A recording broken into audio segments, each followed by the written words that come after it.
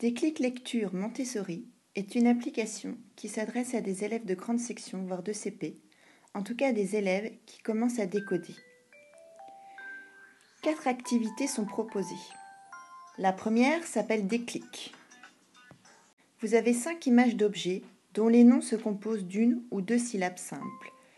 L'enfant peut cliquer sur chacune des images pour connaître le nom. Un message apparaît. Il s'agit d'un des noms des objets. L'enfant doit lire le mot. Il ne peut décoder que la première syllabe pour identifier le mot. Une fois trouvé, il fait glisser l'étiquette sous l'image correspondante. Donc bol qui glisse sur bol. La validation est faite par la lecture à voix haute du mot. Cette activité Déclic a pour but de mettre en confiance l'élève. Cet exercice peut être précédé par une activité collective faite en classe, sans tablette. En effet, l'application propose un kit imprimable que l'on voit en bas à droite. Il s'agit d'un PDF où on retrouve les différentes images des mots et des messages vierges pour l'instant que vous compléterez avec les élèves. Et en haut, un explicatif de l'atelier.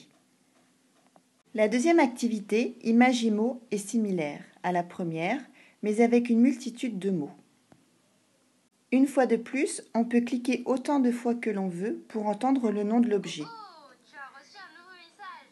Et comme tout à l'heure, vous avez des messages à lire. Que dis-tu? Place l'étiquette sur la bonne image. Donc, cabri, K, on peut lire que la première syllabe et trouver le mot correspondant. Bravo! Cabri. Lama, Bravo! Lama.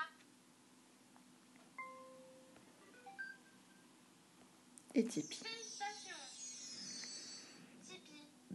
Bravo, tu as réussi à lire tous ces mots. Au fur et à mesure, ça se complique. Deux mots peuvent commencer par la même première lettre, la même première syllabe, ou peuvent avoir des sons communs. Ski, vis, on a le i, on a le s, qui sont en commun. Bravo! Ski.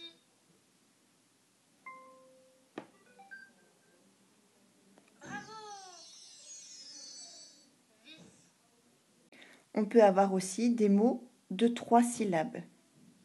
Et on retrouve également des mots que l'élève a déjà lus dans la première activité, comme bol. Bravo! La deuxième activité fonctionne à l'infini. C'est à l'enseignant de choisir le nombre de mots à lire ou à l'élève de décider quand il s'arrête. Tout dépend du contrat passé avec l'élève. La troisième activité s'intitule « Jeu de mots ». Il faut trouver parmi les 3 mots proposés le mot qui commence comme ici « cheval ». L'élève peut entendre plusieurs fois le mot repère, ainsi que les mots proposés s'il n'arrive pas bien à les lire. C'est un travail de phonétique régulièrement fait en classe de maternelle. Cette application permet donc à l'élève de travailler encore plus souvent la phonétique.